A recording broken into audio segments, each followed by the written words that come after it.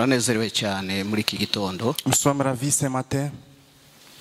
Kandi ndagira ngo mbere yuko twinjira mu ijambo ry'Imana, Et avant d'entrer dans la parole, reka tubanze dushima Imana natwe. nous allons rendre grâce à Dieu. Ndashima Imana ku magambo nk'abiri. Je bénis Dieu pour des mots. Ijambo rya mbere ndayishimira kuko yabanye natwe. Je bénis Dieu parce qu'il a été avec nous. Iratuyobora mu nzira itugeza hano amahoro. Il nous a protégés et il nous a fait arriver ici. Kuri ubwo izina ryayo rihabwa icyubahiro. Que son nom soit loué. Icya kabiri, La deuxième chose, ndashima Imana kuko ari Imana itajibura kwigira. je bénis Dieu parce que c'est un Dieu qui ne manque quoi faire. Ku bantu Pour les hommes, hari igihe rimwe na rimwe baje babona ibintu birasa nkaho batabona uko babigira. des fois vous voyez les choses et vous n'avez pas quelque chose à faire. Bakabona ni ibidashoboka. Vous voyez que ce sont les choses invisibles. Ariko C'est Imana yacu impossible. yo ishoboye byose. Mais notre Dieu peut tout. Kandi ngo yo iyo igezeho abantu batekereza ngo noneho nayo banza yabuze ukwigira. Lorsque les gens pensent que peut-être même Dieu n'a pas quelque chose à faire. Iyo ngo ijiremo. Iyo abantu batekereza kuko nayo yabuze ukwigira. Lorsque les gens pensent que Dieu n'a pas quelque chose à faire, Yijirema. lui, il crée. Kuko burya kurema barema ikitariho. On crée quelque chose qui n'existe pas. Kuko noneho nta kintu kiriho.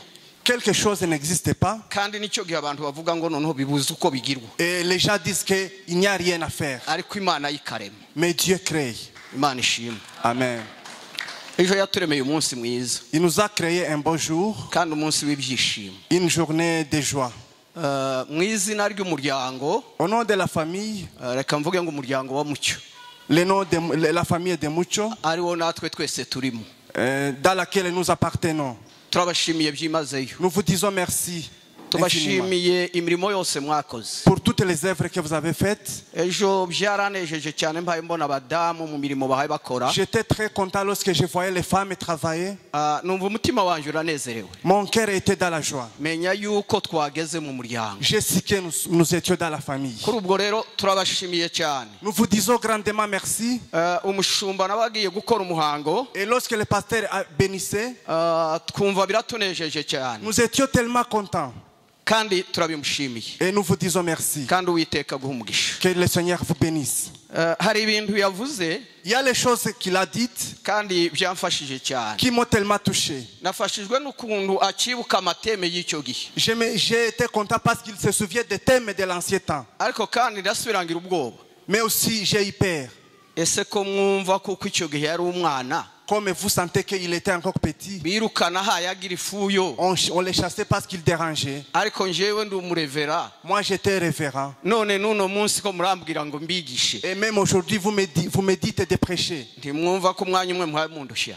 Vous ne voyez pas que vous me faites fatiguer. Nari nkwiriye kuruhuka. Je devais me reposer. Ariko reka mbabwire ngo tuzaruhuka umunsi umwe. Mais je vais vous dire qu'on va se reposer un jour. Nyamara tukiraha tuzakora turinde turenga. Aussi longtemps que nous sommes ici, nous allons toujours travailler. Imana ishimwe. Que le Seigneur soit loué. Ibyo nabyo byo gushima Imana twabijyanaho umwanya utari muto. On peut aussi prendre beaucoup de temps, Ariko turabashimiye. mais nous vous disons merci. Ubwo narimo ntekereza kuza hano. Lorsque je pensais venir ici, Niyumvagamo kuko nzaba mu bukwe kugeza ku wa gatandatu. je sentais que je serais au mariage jusqu'à samedi. Ndetse nkavuga ngo mu gitondo cyane yinga mwebwe niko mubivuga. Et je pensais que très tôt le matin de Ariko hari dimanche, hakurya twebwe tuvuga ngo ku cyumweru. mais de l'autre côté on dit dimanche. Nariko mvuga ngo mu gitondo cyane yinga nzazinduka ngenda mu gitondo kare kare. Je pensais que très tôt matin dimanche je vais traverser. Ariko numva mu mutima wanje Mais j'ai senti que dans mon cœur, harimo ijwi rihaye rimbwira ngo il y a une voix qui me disait, uzavuga ubutumwa bwiza. tu vas prêcher.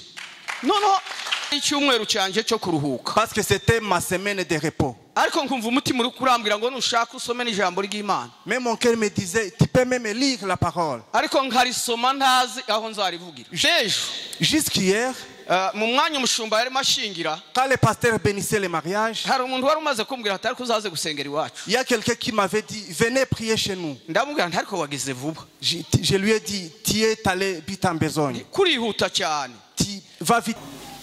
Ntabwo nariko mbisaba.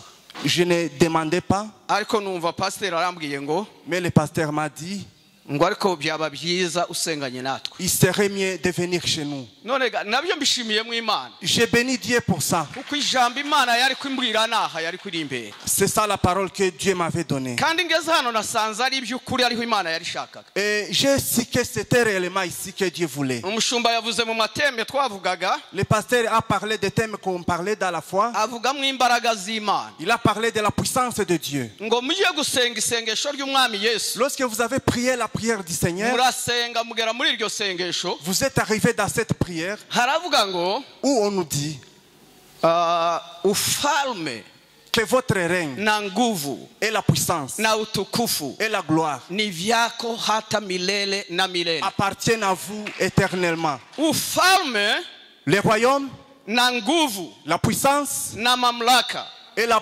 puissance ni vyako vous appartiennent hata milele na milele. éternellement. Numva ndashubijwe kabisa. J'étais tellement content. Ndavuga ndubwo mugeze kuri ufalme na nguvu. J'ai dit, comme vous arrivez à la parole qui dit le royaume et le... Numvise araho Imana yambwiye. C'est ce que Dieu m'avait dit. Turasoma uwo murongo mu rwandiko rw'Abefeso.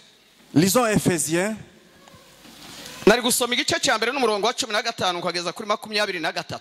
On allait lire 1 jusqu'à 25. Ariko numvise nsoma umurongo umwe gusa. Mais on va lire un seul verset. Umurongo wa 19. Le 19e verset. Sinzi niba biya kudufata tugasoma n'uwa 20 gusa. Haravuga umurongo wa 19 uravuga ngo mumenye n'ubwinshi bw'imbaraga zayo butagira akagero. Izo iha twebwe abizeye nk'uko imbaraga z'ububasha bwayo bukomeye ziri. Umurongo wa 20. Izo yakoreye muri Kristo ubwo yamuzuraga mu bapfuye ikamwicaza iburyo bwayo ahantu ho mu ijuru. Amen. Amen. Data Imana ishobora byose, turi imbere yawe n'imbere y'ijambo ryawe, turi ibikoresho byawe. Turagusaba ngo iri jambo wewe ubwawe wenyine abari wowe urihumekera, abicaye kugira ngo baryumve, reka umwuka wawe wera ari bumvishe. Reka natwe abagiye kuvuga mwami ntabari twe ariko izina ryawe abari ryo rihabwa icyubahiro. Urakoze kuko ubyumvise ku bwa Yesu. Amen. Amen. Hari n'indi ndirimbo narimo ntekereza mu gitondo. Il y a un chant que j'ai pensé le matin. Cyakora namwe nyine kuko muhaye mubona singishoboye kuririmba. Comme vous le voyez, je ne suis plus à mesure de chanter. Ariko hari bitero nka bibiri. Il y a quelques couplets. Ariko ndavuga kimwe gusa. Mais je vais parler seulement un. Iravuga ngo kuna nguvu. La chanson dit il y a la puissance. Nguvu. La puissance kati damu ya mwokozi. Dans le sang de notre Sauveur. Hari imbaraga. Il y a la puissance. Imbaraga zigitangaza. Une puissance extraordinaire. Ngo mu maraso ya Yesu. Dans le sang de Jésus. Biratangaje n'ukuri. C'est vraiment extraordinaire. Ahandi imbaraga zoba ku kindi kintu. La puissance peut être à autre chose. Ariko iyo amaraso abaye. Mais lorsqu'il y a le sang, ikintu kiba gipfuye. La chose est morte. Ikintu kiba gikomeretse. La chose est blessée. Ikintu kiba kigize intege nke. La chose est faible. Ariko ngo kuna nguvu. Mais il y a la puissance. Uwo muririmbyi aravuga ngo nguvu ya ajabu. Une puissance extraordinaire. Nguvu ya ajabu. Une puissance extraordinaire. Kati damu ya mwokozi. Dans le sang de notre Sauveur. Hari imbaraga. Il y a la puissance. Imbaraga zigitangaza. Une puissance extraordinaire. Mu maraso ya Kristo Yesu. Dans le sang de notre Seigneur. Ibyo nibyo tugiye kuganira muri uyu mwanya. C'est ce que nous allons parler. Ariko tutaraja kure. Avant d'y arriver, reka mbabwire ngo je vais vous dire. Imbaraga zo muri iyi si. La puissance mondaine zirasaza. Expire. Zishiraho. Elle expire. Zigenda zivaho. Elle expire. Tukaza tuzumva ari amateka. On nous raconte comme l'histoire. Kandi imbaraga zo mu isi. Et la puissance mondaine. Zigira ahantu zibitse. Est gardée quelque part. Ni nacyo gituma zisaza. C'est pourquoi elle expire. Rimwe na rimwe aho zibitse. Quelquefois là où on la garde. Zitonda n'ingesi. Il y a la rouille qui. Izo mbaraga zigashira. Et cette puissance expire. Imbaraga z'abantu. La puissance des hommes. Mu gitondo narimo mbitekereza. Le matin j'ai pensé sur ça. Amaze ntekereza hejuru y'abami bagize imbaraga. J'ai pensé sur les rois qui ont eu de la force. No mu mateka ya Bibiliya harabivuga. Même dans l'histoire biblique il y en a. Haravuga hariho imbaraga z'abanyegiputa, Il y a la puissance égyptienne, imbaraga bagize la puissance qu'ils avaient. zari imbaraga zitangaje, C'était tellement ariko ubu extraordinaire. byabaye amateka Mais aujourd'hui, c'est devenu l'histoire. ntibikibukwa.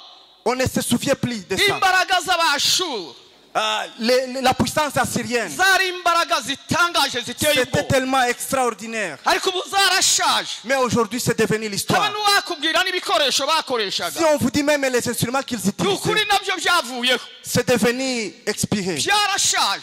C'est expiré. Haleluya. Amen. hari aho pasiteri yababwiye Le pasteur vous a dit, ngo hari ibintu biriho ubu ngubu il y a les choses nouvelles kandi bisamaje isi, auxquelles le monde est attiré. ariko reka mbabwire ngo nabyo bizasaza, Mais je vais vous dire qu'eux aussi vont expirer. bizashira, Ils vont expirer. kuko n'ibyo mu isi. Parce que ce sont les choses hari mondaines. imbaraga za Nebukadineza, Il y a la puissance du roi ni Nebuchadnezzar. umugabo n'Imana yonyine ubwayo yahamije. C'est un roi que Dieu même avait témoigné. Imana imuvugaho izo mbaraga, Dieu a parlé cette puissance qu'il iravuga avait. ngo bameze nk'ibisiga bigenda biguruka, Ils sont comme les oiseaux qui volent. ngo kandi byuzuye amerwe, Et ils ont vraiment besoin de ngo la biza viande. bicakira inyama z'abanzi Lorsqu'il babo. prend de la proie, ariko ubwo bubasha, mais cette puissance, izo mbaraga za cette Nebukadineza force de ubu Nebuchadnezzar, zarashize pe, cette force est expirée. zakuweho n'iz'abamedi n'abaperesi, Il y a les Mèdes et les Perses qui ont remplacé. ariko nazo zarashize. Mais eux aussi, ils ont été haje expirés. iz'abagiriki n'iz'abaroma nazo Il y a zarashize, aussi la puissance romaine et grecque. ariko hari imbaraga za Kristo Mais il Yesu. y a la puissance de Christ. izo nizo nshaka ko tuganira C'est namwe celle que mwanya je vais vous parler ce matin. imbaraga zitajya zisaza, Une puissance qui n'expire jamais. imbaraga zitajya zikanga, Une puissance qui n'expire jamais. imbaraga zidaterwa ubwoba n'icyo ari cyo cyose, Une puissance qui n'a pas peur de toute imbaraga chose. zitajya zikuka umutima. Une puissance qui n'a pas peur de reka quelque reka chose. zireke gukuka umutima, Elle ne peut pas avoir peur de quelque chose. zigira isoko Parce bazivomamo, que cette puissance a une source. zigira inkomoko y'izo mbaraga. Elle a une source. hari imbaraga Il y a une puissance kandi zigira inkomoko qui a une source. zijya zihindura ubuzima bw'abantu. Qui transforme la vie humaine. abantu Les gens, barya mujye muvuga ngo ntibajya bashoboka, les hommes qui sont impossibles. abantu barya bananiranye, Les hommes impossibles. abantu b'abajura n'abicanyi, Les voleurs et les criminels. ariko hari imbaraga zisumba byose, Mais il y a la puissance de notre Seigneur. ziruta imbaraga z'abakomeye. Au-dessus de toute puissance. Bwana asifiwe. Amen. uzi ko umuntu azagorana Lorsque la personne devient impossible, akaba umujura, il devient voleur, akaba il umwicanyi, devient criminel. leta ikamufata ikamufunga, L'État le met en prison. bakamushyira muri gereza, On le met en prison. umunsi bamusohoyemo Le jour où on le fait sortir, uwo munsi akamatangira kandi akiba. le même jour il commence à voler. ariko iyo ahuye n'imbaraga z'ubutumwa Lorsqu'il bwiza, rencontre la puissance de l'évangile, haleluya, Amen, zijya zimubohora, il le délivre, zigacagagura ya migozi, déchire toutes les chaînes, zikamukura mu bubata lui bw'ubujura. fait quitter bibiri iravuga ngo l'esclavage. La Bible dit, ngo abamwakiriye bose, ceux qui l'ont reçu, haleluya, Amen, barimo n'abo babandi. y compris les voleurs, ijambo rihindura ababandi. la parole qui change les voleurs. ntutekereze yuko guhindura umubandi ari ibintu byoroshye, Ce n'est pas facile de changer un voleur. ntutekereze yuko guhindura umunyabyaha ari ibintu Ce n'est byoroshye, pas facile de changer ariko un iyo païen. ubutumwa bwiza bwinjiye Lorsque la parole entre, bukinjirana n'imbaraga elle zabo, entre avec la puissance, bujya buhindurira iriya imbere, elle transforme de iyo l'intérieur, abantu batabona, là où les gens ne voient pas. umuntu agahinduka, L'homme change. yamara guhinduka iriya imbere, Lorsqu'il est changé à l'intérieur, même l'extérieur change. imana ishimwe. Amen. nicyo cyatumye pawulo avuga ngo C'est pourquoi Paul a dit, ubutumwa bwiza la puissance, ngo ntibukoze isoni, l'évangile ne me fait ngo pas honte, kuko ari iki, parce que kuko ari iki, c'est une ni puissance. imbaraga, C'est une puissance, imbaraga y'imana une puissance divine wihesha uwizera wese, qui donne tout croyant, igahindura ubushobozi bwe. qui transforme. amaze yohana waravuga ngo Et Jean a dit, ngo abamwakiriye bose ceux qui l'ont reçu, yabahinduye, il les a rendus. yabahaye ubushobozi, Il les a donné la puissance. yabahaye imbaraga Il les a donné la zo force kwitwa abana b'imana. d'être appelés turi abana b'imana fils de Dieu. tubiheshejwe n'iki? Nous sommes les fils de Dieu n'imbaraga. à cause de la puissance. haleluya. reka mbabwire teme duhaye tuganiraho, Parlons le thème d'aujourd'hui. iravuga ngo n'imbaraga zitwibitsemo, C'est une puissance cachée en nous. imbaraga zitwibitsemo, Une puissance cachée en nous. ntabwo ari imbaraga twebwe twibitsemo, Ce n'est pas une puissance que nous ariko avons hari cachée, imbaraga mais zitubitsemo. il y a une puissance qui est gardée en nous. bwana asifiwe. Amen. banza wireba nimba zikurimo, Regardez si vous en avez. imbaraga zidasaza. La puissance extraordinaire. imbaraga zitajya zipfa. Une puissance qui ne meurt jamais. Murajya kumbaza muti Vous allez me poser la question. ariko muzehe Vous, vieux, urihanganye uri kuravuga ngo izo mbaraga ntizisaza. tu dis que cette puissance ne none vient ubwo jamais. se ntushaje? Est-ce que tu n'es pas vieux? Naratangaye cyane. J'étais étonné. Pasiporo yanjye ishize Lorsque le passeport avait expiré, nari nyifitemo foto nziza j'avais une belle photo. hashize imyaka 5. Ça fait 5 ans. ejo bundi ngo njye kwifotoza indi Lorsque je suis allé prendre noneho une photo, nanjye ngo nyirebe mbona si lorsque j'ai vu la photo, j'ai vu que ce n'était pas moi. ese ni ukuntu abaye. Est-ce que c'est comme ça que je suis ni devenu? ukuntu ahindutse mu maso. C'est comme ça que je suis devenu. ndaruha ndamubwira nti ariko shandi wamfotoye nabi. J'ai dit, tu n'as pas bien pris la photo. tubanza atari uku mbese. Ce n'est pas comme ça que je ariko suis. niko meze. Mais c'est ça la réalité. hari imbaraga Il zampinduye y a une puissance qui m'a changé. ariko iriya imbere Mais à l'intérieur, nubwo uyu w'inyuma ahinduka même si l'homme extérieur change, ariko uriya mais w'imbere l'homme intérieur, pawulo yaravuze ngo Paul a dit, ngo uyu w'inyuma arasaza l'homme extérieur vieillit. akagera n'aho agenda avungagurika. Il n'aimait pas capable de marcher. uw'imbere dufite L'homme intérieur, haleluya Amen. ngo ntaje agerwaho n'ubusaza La vieillesse ne peut pas kandi ngo l'atteindre. agire ibyo yibitsemo Il garde quelque chose. ngo abitsemo umutungo wa kirisitu Il y a utagira akagero. une richesse incalculable de Christ. uwo mutungo ntawabasha kuwunyaga, Cette richesse, personne ne peut ntawe l'éradiquer. uzajya kuwutwambura. Personne ne peut éradiquer. urabitse mu buzima bwacu, Il est gardé en nous. ntabwo ubitse hanze. Il n'est pas gardé à l'extérieur. uzi yuko nayo tubitse kuri banki nayo yawunyagwa, Même l'argent gardé à la banque peut être ariko volé. abitse hariya mu mutima Mais ce qui est gardé à habe l'intérieur, nubwo bazagukubita ibombe même si on peut te bombarder, uzaryama uryamane na wa tu mutungo wawe. vas dormir et tu vas dormir Nukanguka avec ukangukane cette na wa richesse. mutungo. Si tu te Kuko réveilles, nta tu te muntu réveilles avec ubasha la kuwunyaga. richesse.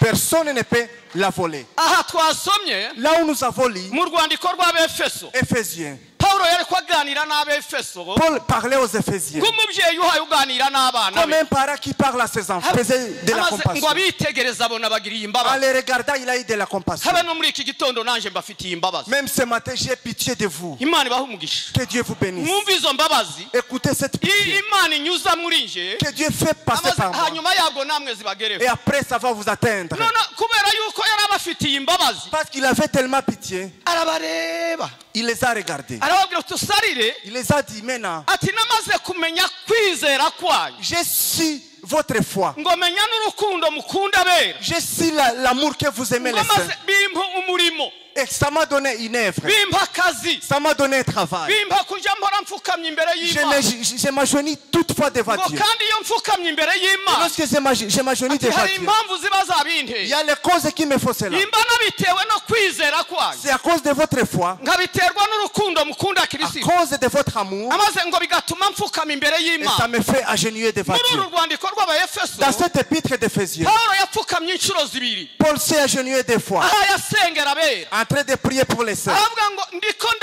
ndabashimira, Je suis en train de rendre grâce ngo ndetse nkongera nkanabasabira. et je prie pour vous. amaze noneho ajyana ibyifuzo byiwe imbere Il y'imana, est allé avec les requêtes devant Dieu. ibyo yifuriza bariya bantu. Tout ce qu'il a fait pour aravuga ce ngo peuple. uwiteka mana, Il a dit, le Seigneur, ngo njya nsaba imana je demande à Dieu ngo kugira ngo imana ibahe umwuka w'ubwenge, que le Seigneur vous donne un esprit de imana sagesse, ibahe umwuka w'ubwenge, un esprit de sagesse ngo no guhishurirwa, et de la révélation, amaze ngo bitume muyimenya. afin que vous le sachiez. burya kumenya imana Connaître Dieu, ntabwo biva mu ishuri, ça ne vient pas de l'école. oya ntabajya kubyiga, Loin de là, oya loin de là. oya ntiwajya mu masomo, Tu ne peux pas aller, ntiwajya kuri za tu ne peux kaminuza, pas aller à l'université. ariko ngo kugira ngo umenye imana, Mais pour connaître Dieu, nuko imana iguha umwuka wawe, c'est que Dieu puisse te donner ikaguha umwuka w'ubwenge, son esprit de sagesse ikaguha n'umwuka wo guhishurira. et l'esprit de la umunsi révélation. umwe yesu aha yaganira na petero, Un jour, Jésus parlait à Pierre, arababaza ati il lui posa la se question. mwa bagabo mwe ko tubana Comment on vit ensemble? muzi ko ndinde? Comment vous m'appelez? abantu bo bose baza banyita nde? Comment les gens m'appellent? baramubwira bati bajya bakwita yeremiya, On dit que tu es Jérémie. abandi baturi eliya, D'autres tu es Élie. abandi baturi yohana w'umubatiza, D'autres tu es Jean-Baptiste. kandi ntawo bagaya.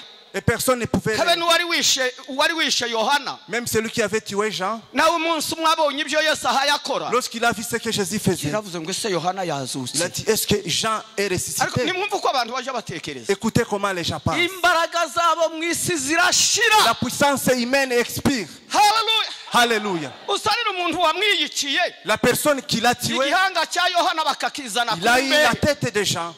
bakagihereza agakobwa kariko kabyina, On l'a donné à la tête à la fille qui dansait. ariko reka mbe kutuza buki reka mbaho umwanya namwe mutekereza Réfléchissez aussi. sagahanga ka Yohana kazize Pourquoi la tête des gens? kubera ko umukobwa byina Pourquoi la fille peut danser agasaba agahanga ka Yohana et demander la tête des gens? bakakazana kumbehe On amène sur Yesu un aha plateau. yarebeye Et Jésus regardait. ese murabyemera ko Yesu yari kwarebera kimuzi Acceptez-vous ko yari yamutumye hose que Jésus, ate se ni wowe cyangwa n'ubundi dutegereze c'est vous ou on va attendre l'autre?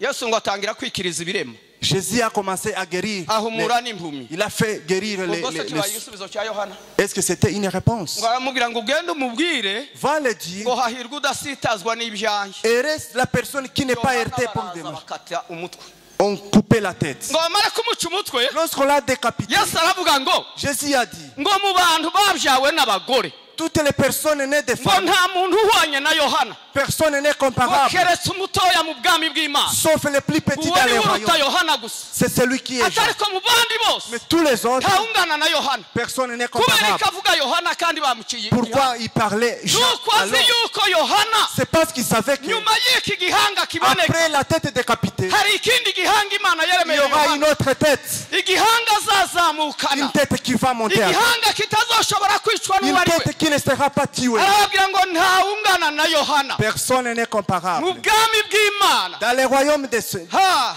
sifa kwake Mungu Alléluia. ubwo bwami buzacamwa baciwe ibihanga Ce royaume, c'est pour les gens qui ont été umuririmbyi décapités. w'indirimbo z'ikirundi yararirimbye Le aravuga ngo chanteur a dit, ngo zaciye mu mibabaro ils sont passés dans les ngo ariko chagrins, ziranga ziraduga mais ils sont montés.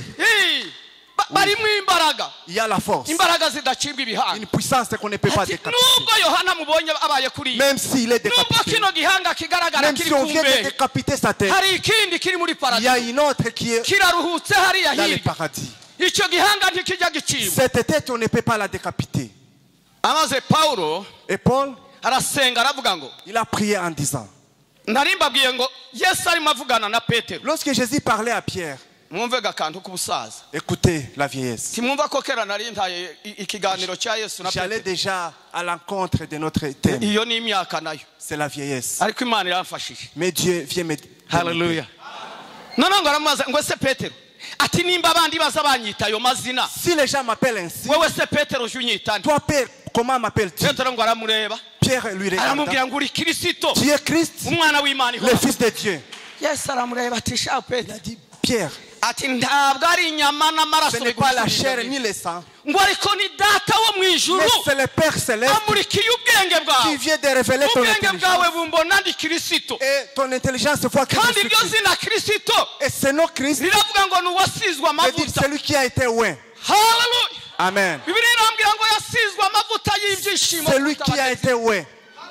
abamubanjirije bose Ceux qui l'ont précédé, abatambyi n'abahanuzi les prédits, abami n'abatwara les rois et les basizwe amavuta ont été makeya oints. ariko Kirisito Mais Yesu Christ yasizwe amavuta menshi a été oint d'une kuruta grande y'abagenzi quantité, be plus que tous les autres. ayo niyo mavuta twinjiyemo C'est ça l'onction. ntabwo turi mu mavuta y'isezerano Nous ne rya sommes kera pas dans l'onction de l'Ancien Testament. bwana asifiwe haleluya Alléluia. ndi mu gutangazwa n'abakristo b'iki gihe Les chrétiens d'aujourd'hui, ndetse barimo n'abavugabutumwa b'iki y gihe compris les prédicateurs, ugasanga niba yarikuriye utuvuta twiwe twa elayo s'il a eu de l'onction akadukura hariya muri Kanani venant de l'Israël, usarira akaducuruza il commence à faire le commerce. nanjye ndayafite mu wanjye J'en ai aussi à la maison, ariko ntabwo nzayacuruza mais je ne ferai pas le nta commerce. mavuta nazanye gusa De l'onction ou de l'huile que yo j'ai eu kwisiga no kwifasha pour me rendre, ndetse rimwe nje nasiga no ku muntu je le mets même la personne qui a été blessée. ugasanga nabyo byumye Et il est guéri. ariko yo si yo mavuta Mais twasizwe ce n'est pas ça l'onction qui nous a twebwe été ngo donnée. twasizwe n'uwera On a été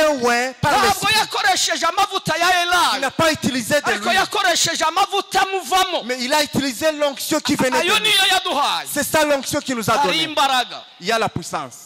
arabasengera Pawulo Il a prié, Pierre, aravuga ngo mana ubahishurire que vous puissiez les ngo révéler, bitume bakumenya kuri afin Imana qu'ils te connaissent que tu es Dieu, arongera aravuga ngo ubahishurire afin que tu les révèles, ngo kugira ngo bamenye ibyo biringizwa afin qu'ils sachent ce qu'ils ibyo croient, biringizwa niyo yabahamagaye ce qu'ils croient de leur ngo cœur, wongere ubamurikire n'amaso yabo afin que tu ahubwo puisses illuminer leurs yeux. abanyabyaha nubwo twokwamiza Les païens, même si on peut crier, batagiriwe ubuntu ngo ubutumwa bubageremo s'ils n'ont pas eu la grâce afin que ntibajya l'évangile, bumva ils n'écoutent pas. bakumva ari intumbi Ils peuvent écouter étant mort. ntibajya banabona Ils ne voient pas. bakabona ari Ils impumyi peuvent voir étant ariko iyo aveugle. ubutumwa bwiza bwinjiye Lorsque l'évangile entre, uje buguhumura amaso il les mine. ukabona ubundi buryo utajyaga ubona. Ils ne voient pas atteindre.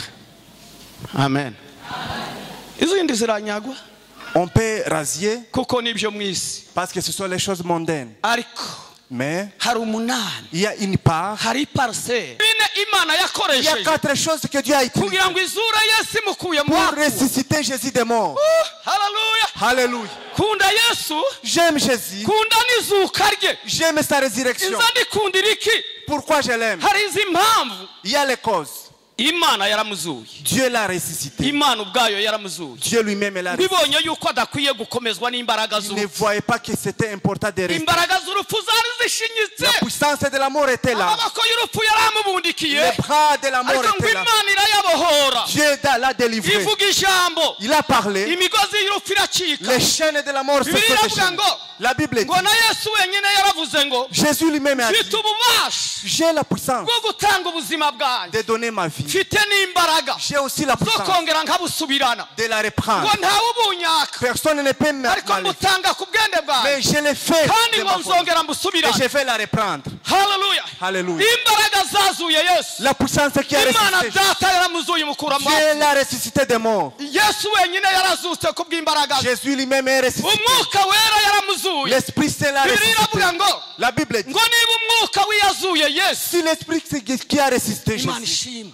ngo niba umwuka wiyazuye Yesu, si l'Esprit de celui qui ngo a ressuscité, niba aba muri mwe, s'il agit en vous, niba aba muri mwe, s'il habite en ese vous, kuramwiyumvamo est-ce que tu le sens cyangwa yamaze kukuvaho? ou il est sorti? Hari inyigisho ziharawe, Il y a des... abantu bari mu kuvuga ngo reka ngo ntawatakaza agakiza On ne peut yahawe, pas perdre le salut. ariko urwandiko rwa Yuda ruravuga ngo Mais l'évangile de Jude dit, ruravuga ngo mwirinde gardez ngo mutazaba nk'uko abayahudi de ne babaye, pas être comme ngo les Juifs, mutazaba nk'isodoma de ne n'igomora. pas être comme Sodome et Gomorrhe. Mwirinde, Gardez, murinde n'ubuzima bwanyu. faites attention. Imana Dieu ntabwo ari umupolisi, n'est pas un policier. oya Non, ni Imana. c'est un Dieu. Ntabwo idufatiye ku gakanu. Il ne peut pas nous prendre par Imana la force. yaremye umuntu, Il a créé l'homme. imuremana n'amahitamo. Il l'a créé aussi avec les choix.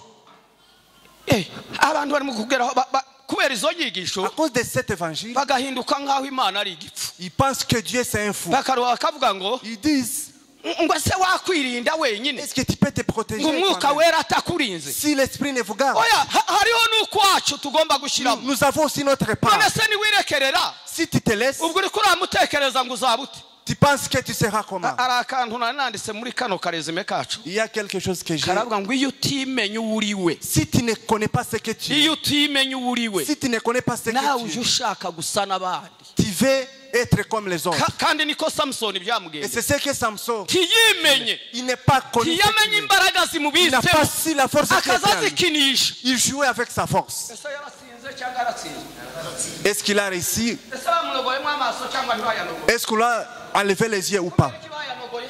Pourquoi? Ntiyarinze za mbaraga Il n'a zimurimo. pas protégé sa force. Amazega rero wamuvuga ngo reka ngo Imana nitaturinda Si Dieu ne nous protège pas, uzirinda gute? comment on va se protéger? Reka mbabwire. Je vais vous dire. Haleluya. Amen. Bwana asifiwe. Hallelujah. Narimo mvuga ngo none sindenze iminota 20. Je ne pensais pas dépasser 20 minutes, Ariko ko numva kera narondogoye. mais j'ai déjà dépassé. Ariko ntacyo bitwaye. Mais ça n'a pas dépassé. Imana bahe umugisha. Kandi gende mu kanya gatoya nigendere. C'est dans quelques minutes. Nimurasigara muvuga ngo ariko wa musaza Si yarondogoye vous wa. dites qu'il a dépassé Haba le no temps, kubumva simbumva. je ne vais pas vous écouter. Ibyo bizaba ari ibyanyu nzaba Ça nigendere. sera déjà dépassé. Ariko naringize ngo mbabwire ngo Mais je vais vous dire, hari imbaraga il y a une puissance kandi tugomba kurinda. que nous devons protéger. Imana nababwiye ngo ntabwo ari umupolisi. Dieu n'est pas un policier. Imana yaturemye Dieu nous a créés dusa nayo, et à son image. dufite amahitamo. Et il y a les choix. Bibiliya iravuga ngo La Bible déclare, Imana mu kuturema Dieu en nous créant, ngo yaturemye dusa nayo, il nous a créés à son image. isigazaho hato. Il a laissé un petit. Ndetse Bien. Bibiliya ikavuga ngo La Bible dit, ngo Imana yagize n'imirimo y'intoki zayo il œuvre de ses mains ngo izigabira umuntu. et il a donné à l'homme. None se ariko iha igipfu Est-ce qu'il donnait à un fou? ikamuhereza imirimo y'intoki Lui zayo? donnait les œuvres de ses mains. Nuko umuntu yari afite ubwenge C'est parce que l'homme était nabwo intelligent. bumeze nk'ubw'Imana. ayant l'image de imana Dieu. iramubwira iti bindemye byose Tout ce que je viens de créer, nawe ubaye jera wabyo toi aussi tu deviens gérant. wazana umujera utazi ikintu Est-ce qu'on peut amener un gérant qui le uzi ujya sait? gushaka umunyabwenge Il faut chercher un intelligent. byageraho ukamukoresha n'ikizamini Et tu le fais aussi un kubera examen. iki se bakora ibizamini Pourquoi on passe les ni examens? ukugira ngo urebe ubushobozi bwa wa muntu ugiye C'est pour kuhangaza savoir la capacité de l'homme que vous allez engager. imana nayo ni kwije itubwira C'est ce que Dieu fait. iduha aussi. ubwo bushobozi Il nous donne la puissance kugira ngo turinde ibyo imana yaduhaye pour garder ce que Dieu nous a donné. pawulo aje anezeza abakristo bamwe bari mu guhusha Les chrétiens ratent. akarwana na satani Ils combattent les satans n'abadayimoni avec les démons. aho yomubariye ngo yamakubitira mu Au lieu jisho de les combattre, ugasanga yakubise ku itama il frappe à côté. yarahushije Il a raté. ariko tugomba guhamya Mais nous devons kuko hari frapper. imbaraga ziturimo Parce qu'il y a une puissance. imbaraga satani C'est une azatinya puissance qui fait peur à yabona Satan. turaje Lorsqu'il nous voit, akavuga ati niba abandi ni ukuri il dit ce sont les mêmes gens. Hallelujah. Alléluia. mureke mbaho ubuhamya butoya gusa Je vais vous donner un petit umunsi umwe témoignage. hari abapasiteri babiri bagiye gusengera umurwayi Il y a deux pasteurs qui sont allés prier pour un malade. umupasiteri umwe ni umupasiteri wa kera cyane C'est un ancien pasteur. yajyaga anaririmba asa n'ufatanije amenyo Il chantait abantu bakamuseka et les gens se yakundaga moquaient. kuririmba n'akaririmbo kiwe akavuga ngo bwana yesu niyongoze Il chantait baharini Seigneur, huku guide-moi chini dans cet océan. amaze agafatanya amenyo Et il n'ouvrait pas la bouche. araririmba Il a chanté. ajyana na mugenzi wiwe Il est allé avec son bajya collègue. gusengera umuntu wasaze Ils sont allés prier pour un malade, umuntu wasaze un démoniaque. ngo bamugere iruhande Lorsqu'ils sont arrivés, haza umusore nawe uvuye mu il y a masengesho un jeune Jacques qui était dans la prière. yamaze yiruka Il est venu en courant. akaba bamuzehe Les vieux là, aba bamuzehe se bafite imbaraga zo est-ce kwirukana qu'ils ibisazi ont la puissance de chasser les démons? ngo ajye kumwegera Lorsqu'ils voulaient arriver, abazimu baravuga les démons ont dit, baravuga ils ont parlé. baramubwira ngo Ils lui ont dit, we ko yosinje wagowe we moi aussi. nawe uraje nyine ngo uje kundambika Toi aussi, tu viens imposer les mains. ati yaba wari urebye abazimu bakurimo Si tu pouvais voir les démons qui sont en naho yanyerereye il est parti, asubirayo il a fui. ariko wa musaza ufunze amenyo Mais les vieux qui étaient là, arakomeza aravuga ngo kwa jina la yesu il a wa continué, nazareti au nom de Jésus de ewe Nazareth, pepo mchafu ondoka toi les démons quittez. ibisazi birasohoka Et les démons kandi sont sortis. byasohotse bivuga Et ils sont sortis en parlant. bivuga ngo mbega umuriro w'uyu musaza we. Quelle force de ces yo vieux. haleluya Amen. hari imbaraga zicanye Il y a une puissance. hari imbaraga zirabitse Il y a une puissance ni qui est umuriro gardée. w'amakara C'est un feu umuriro dévorant. w'amakara Un fond, un wamaze feu gutuza hagati mu bantu dévorant b'imana qui est, zibitse muri twe il est gardé en ntabwo nous. zishize mu isi Ce n'est pas dans les oya mondes. zibitse muri twe Il est gardé en nous. ngo asubire kureba uwa kabiri Lorsqu'il est, il a aravuga ngo regardé. mbega inkoni y'uno musaza we Quel bateau de ces vieux. hari inkoni zitagaragara Il y a les bateaux invisibles, ariko kandi zirabitse muri twe mais qui sont gardés en nous. imana ishimwe cyane Amen. nizo pawulo yasengeye itorero C'est ry'abefeso pourquoi Paul avait arababwira ngo prié kugira ngo bamenye ubwinshi qu'ils connaissent la grandeur. ntabwo ari nkeya Ce n'est pas peu, ariko ni nyinshi c'est beaucoup. ni imbaraga nyinshi C'est une forte ngo puissance zibitse muri twe qui est gardée en nous. reka mbabwire aka kantu Laisse-moi vous dire ça. habe n'indimi tujya tuvugaho Même les langues que nous parlons, hari abantu bamenyereye kuvuga mu rurimi les gens qui parlent en langue, bakaza bahora bavuga kurya bajya bavuga ils répètent les mêmes mots. ariko waretse imana akaba ariyo ivuga Laisse que Dieu puisse parler. nimujye muyihangura Laissez-lui parler. nimunasoma bibiliya Si vous lisez la Bible, ntabwo ivuga ngo ururimi Dieu ne parle pas ivuga en ngo langue, indimi mais il parle en langue. indimi ni ukuvuga iki Ça veut dire ni quoi? ukuvuga ngo ni nyinshi C'est plusieurs langues. haleluya bwana asifiwe nuko mbabwira mukagira ngo none hari n'ukundi Ce n'est pas autre chose. ariko kuva nuzuye umwuka wera Mais depuis que j'ai été rempli du Saint-Esprit, hari amagambo navuze icyo gihe il y a les paroles que j'ai prononcées kandi nyavuga mu rurimi et j'en ai parlé en langue. ariko ubu ngubu sinkiyibuka Mais je ne me souviens plus. sino naruha natekereza Je ne m'en souviens kuko plus. hari izindi ndimi nshya Il y a d'autres nouvelles langues. iyo senze cyane Lorsque j'ai pris, ziraza elles reviennent. hari aho pawulo yavuze Paul avait dit, abwira itorero ry'abikorinto en parlant au arababwira Corinthiens, ngo icyo nshima imana ce que j'ai béni ngo Dieu, ni uko mbarusha kuzivuga c'est que je parle beaucoup en mwe muri langue mu plus kuvuga que vous. akanya gatoya mukaba murahetse Vous parlez en quelques minutes et c'est atari ko fini. njyewe nza nzivuga cyane Moi je parle. atari ko iyo ngeze iwanyu mu itorero Quand j'arrive chez vous, ati nza nzihina nza nzihina j'essaie d'arrêter. ziha umwanya ngo ziceceke Puis j'essaie ngo d'arrêter. kugira ngo mvuge amagambo yumvikana. Pour que je puisse parler les mots compréhensibles. hari imbaraga Il y a la puissance, ariko izo mbaraga ni nyinshi. mais cette puissance, izo mbaraga ntizijya zisaza. c'est une puissance qui ne vieillit jamais. ntizisaza pe. Elle ne vieillit jamais. reka mbahe urugero rw'umuntu umwe gusa Laisse-moi vous donner un exemple amaze ahari nje gusoza. et nous allons conclure.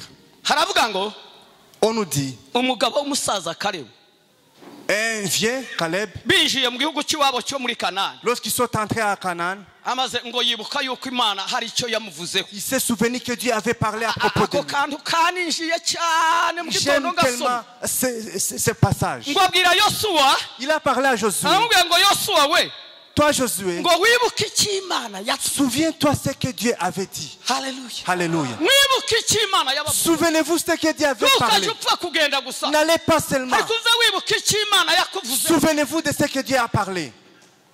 ejo nagize amahirwe, Hier, j'ai eu la grâce. umuntu umwe ampa ubuhamya bw'umupasiteri umwe wapfuye turi kumwe, Quelqu'un m'a donné le témoignage d'un pasteur ariko qui est mort. sinari nzi ayo mateka. Je ne savais pas cette hari histoire. umuntu wari warahishuriwe n'Imana Il y a quelqu'un qui a eu la abona urupfu révélation. azapfa, Il a vu la vision. akaza avuga ngo yabonye yinjira mu mishugi mu rukugu, Il a vu entrer dans les épines.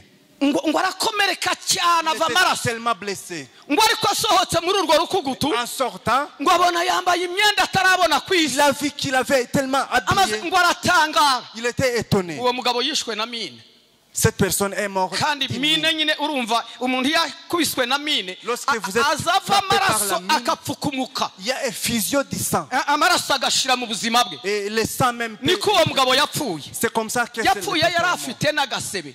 il avait même une plaie. uwo muntu wabyerekwaga aramubwira ngo habe n'akariya gasebe kiwe ntikazongera kubona. Même la plaie ne sera pas visible. Imana ishimwe. Que Dieu soit loué. hari imbaraga, Il y a une puissance. imbaraga nyinshi Une puissance kandi zibitse mu mibiri y'abera, gardée dans le corps ngo des saints. Imana yazibikiye mu mibiri y'abera A gardé cette puissance kugira dans les ngo saints. muri iyo mibiri Pour que dans ce corps, abarimo Imana igaragariza que Dieu imbaraga puisse zayo. se manifester sa puissance. mutegereje se ngo Yesu azamanuka aze Vous kubwiriza? pensez que Dieu va venir encore? oya, ariko yashize imbaraga zayo mu Il a fait bavugabutumwa garder la puissance. ngo dans les bavuge saints. Yesu wapfuye akazuka, Que Dieu qui a été akazamuka akaba ari mu qui est ijuru monté au Père, iburyo bwa se. à la droite de son Père. Yesu wenyine aho yaganira n'abigishwa be Jésus lui-même est parlé. arababwira ngo mwa bagabo mwe, Il a dit, homme, ati ndi mu kubitegereza quand je vous regarde, kabona ndi muri aba bagabo. Tarere barimo ba Petero. et Pierre était là. Petero gaburya Yesu ntiyamusize ari umwana, Jésus ne l'a ariko pas laissé. Yesu yamusize ari umugabo. Mais Jésus l'a laissé comme un homme. ariko mwibuke yuko Mais souvenez-vous que imbaraga zo mu isi la puissance mondaine zitera ubwoba,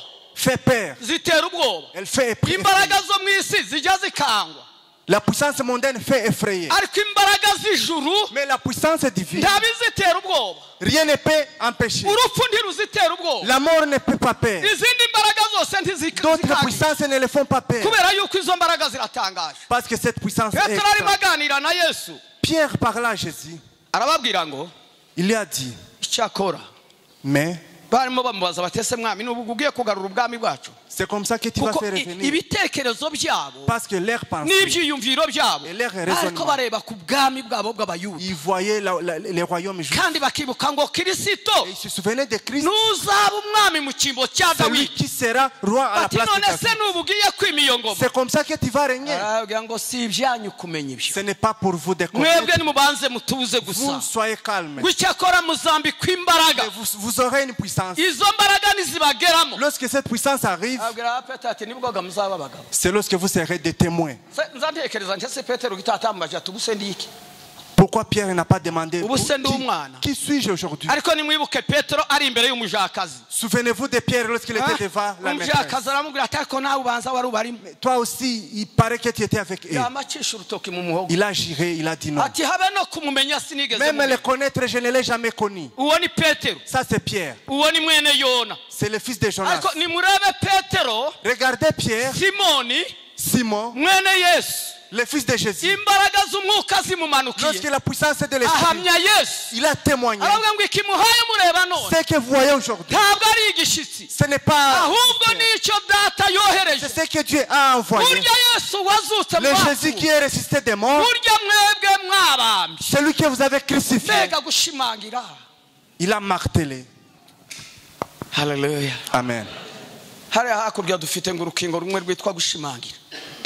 Il y a un vaccin là qu'on appelle. ariko reka mbabwire hari urukingo rwitwa gushimangira rutangaje. Il y a un vaccin de ziriya zo marteler. barashimangira hanyuma yabwo kumva ni seseme. On martèle, mais à la fois vous avez la nausée. ariko Yesu yarababwiye ngo Mais Jésus a dit, icyakora muzahabwa imbaraga vous aurez la puissance. umwuka wera nabamanuka Quand l'Esprit Saint va nibwo descendre, muzaba abagabo. c'est lorsque vous serez des ati dore témoins. ubu muracyari utwana. Vous êtes encore des petits. izo mbaraga ngo zimaze kumanuka Quand la force est ikijya kintangaza ni iki? ce qui m'étonne, ntizarinze nibura ngo zimare ukwezi. ça n'a pas fait un mois. oya Non. ariko uwo mwanya zamanutse muri À petero l'instant où la puissance est descendue, yamahaguruka il s'est levé. arababwira ngo nurya Yesu mwaba Celui que vous avez crucifié. kandi gano ari imbere y'aba batambyi ariko Et il ati était devant les arababwira ngo sacrificateurs. nurya Yesu mwaba Celui que vous avez crucifié. w'Imana yaramuzuye Dieu l'a ressuscité. ibohoye umubabaro uterwa n'urupfu Il a ressuscité. ngo none ubu ni muzima Il est vivant. ngo Imana yaramuzamuye Dieu l'a fait élever. imugeza mu ijuru Il est au ciel. ngo imwicaza iburyo Il a bwayo fait asseoir à sa droite. iramubwira iti cara Il aha a dit, mets-toi ici. iburyo bwanjye À ma droite. amaze utware Et tu vas régner. utegeke Tu vas régner. ibindi byose ngo bibe munsi y'ibirenge Toute autre byawe chose sera ariko sous wewe tes ngubu pieds. umutwe w'itorero Dieu sera la tête de l'église. haleluya Amen. bwana asifiwe Alléluia. dufite umutwe utarwara umutwe utaniha Une tête qui ne gêne imana pas. yaramuzamuye Dieu l'a élevé. imushyira hejuru Il y'ubutware a fait bwose au-dessus de toute puissance. imushyira hejuru y'imbaraga Au-dessus zose de toute force. imuha ngo n'izina risumba Il a yandi fait mazina un nom qui est ngo au-dessus kugira ngo de tout umunsi nom. umwe amazina yose Pour que azapfukama imbere y'iryo tout autre nom yikubita imbere yaryo puisse ahamye s'agenouiller yuko Yesu ari umwami et témoigner que Jésus est roi. Yesu ni umwami Jésus est roi. Yesu ni umwami Jésus est roi. yapfuye ari umwami Il est mort comme un roi. yavutse ari Il umwami est né comme un roi. apfa ari umwami Il est mort comme un roi. ahambwa ari umwami Il a été enterré comme azuka un ari roi. umwami Il est ressuscité comme un azagaruka roi. ari umwami Il reviendra comme un roi. haleluya Amen. tuzanezezwa no kumva ahagaze hariya mu bicu Nous serons contents de les voir dans les nuages. aranguruye ijwi rye rirenga En train de crier à haute voix. yaravuze mu butumwa bwiza bwa Yohana Il a dit en chant, aravuga ngo hahirwa abapfa bumva et ceux qui meurent en ngo écoutant, niba bazongera no ce sont kumva eux qui vont encore ngo entendre. bazumva ijwi ry'umwana Ils w'Imana vont écouter la ngo voix. kandi abaryumvise bose bazaba Et ceux bazima qui l'ont écouté, n'abarya bose twatandukanye même ceux qui se séparés de nous. haleluya bwana asifiwe Amen. hari umukunzi waje w'umupasiteri Il y a un bien-aimé pasteur. twajyaga tugendana On marchait ensemble. bakanatwita n'amahasha On nous appelait des jumeaux. ariko ubu ntakiriho Aujourd'hui, il n'est plus là. umunsi adusezera Les jours où il nous a dit Taramubajije, au revoir, ndetse pasteur. je lui ai posé la question. ubu nyine ugiye kudusiga Tu vas nous laisser?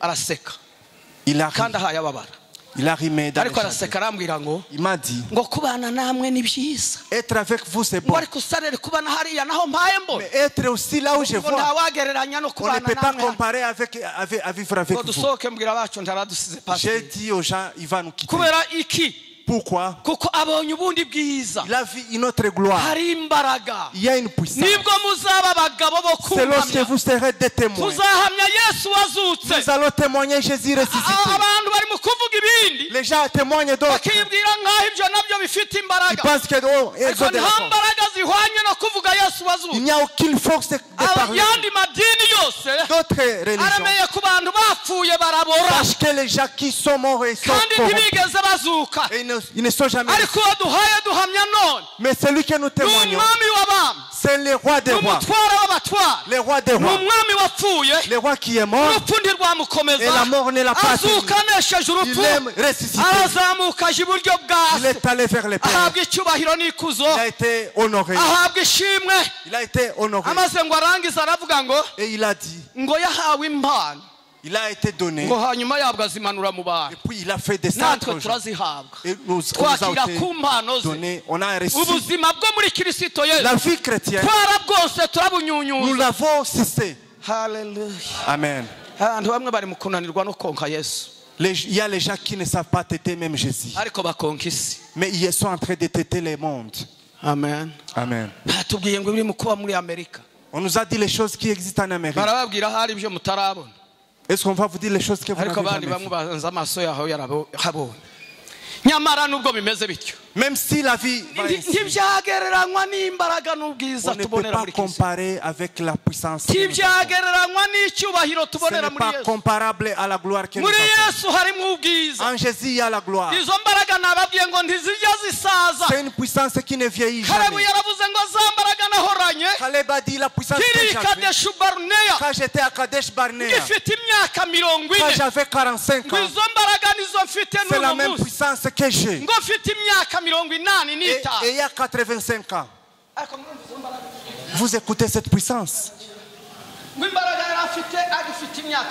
La puissance qu'il avait à 45 ans. Quand il était à Kadesh Barnea. Lorsqu'il battait comme un jeune. Et il y a 85 ans.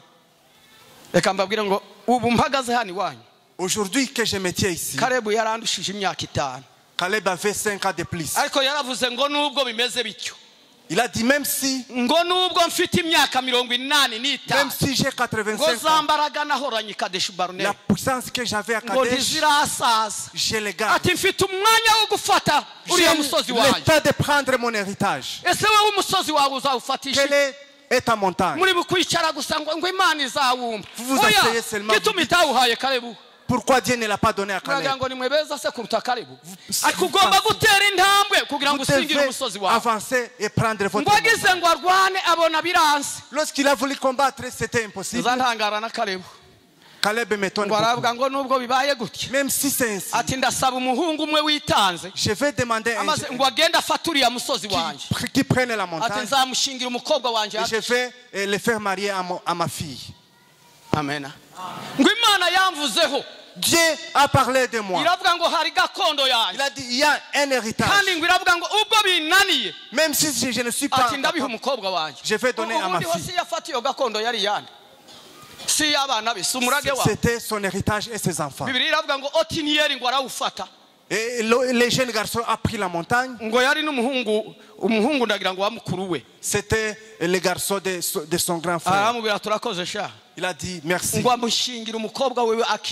Il l'a fait, il a donné la fille.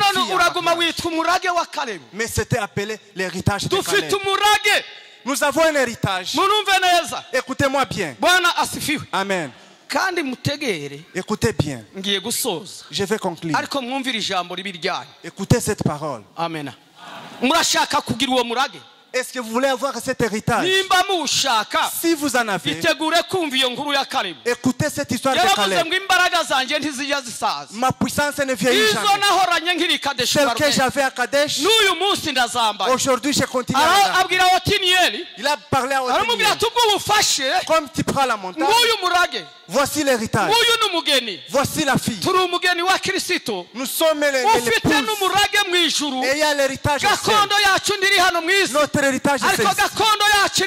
Mais notre héritage c'est au ciel. Nous allons recevoir si on est déçu. La puissance qu'on avait, la puissance de l'esprit ne vieillit jamais. Autre chose vieillit. Regardez-moi quand je suis. Vous allez voir que je suis devenu. Mais l'esprit céleste ne vieillit jamais.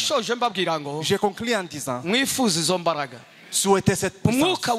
L'Esprit Saint puisse illuminer, connaître sa grandeur et recevez dans vous. Gardez en vous. Ne parlez pas la puissance d'autres. Que ça soit pour vous. Appropriez-vous. C'est ce qui me fait. Vous voulez être comme les gens du monde. Au lieu de ressembler à vous pouvez même échanger la puissance. Échanger la puissance corruptible. Mais gardons notre puissance. Nous allons dormir avec. Dormir avec. La puissance qui nous mène. Même dans la mort d'Élisée, lorsqu'on a jeté un mort, il a été ressuscité. Pourquoi? Il avait la puissance. Dormons avec cette puissance. Un jour, qui ont besoin? Nous allons prier que le Seigneur vous aide. Et ayez le courage. Je ne peux plus parler de cette prière. Il a dit, je suis en train de prier en bénissant parce que vous avez enraciné en Christ. Vous avez enraciné en Christ. Je suis en train de prier que vous sachiez la grandeur de sa puissance, qui vous révèle son amour, qui n'est pas comparable. Elle n'est pas comparable. Mais c'est l'amour divin. Hallelujah. Amen. Prions. Uwiteka mwami Imana yacu, duciye bugufi munsi y'ukuboko kwawe gukomeye. Twebwe abantu tudashiraho Mana yacu, ijambo ryawe riratubwiye ngo ntawabasha kukumenya atabihishuriwe n'umwuka wera. Aba bose bahagaze imbere yawe muri uyu mwanya mwami, humekera ubuzima bwabo, no guhimazwa no kuvugirizwa impundu no gukomerwa amashyi y'ibyaha iteka ryose.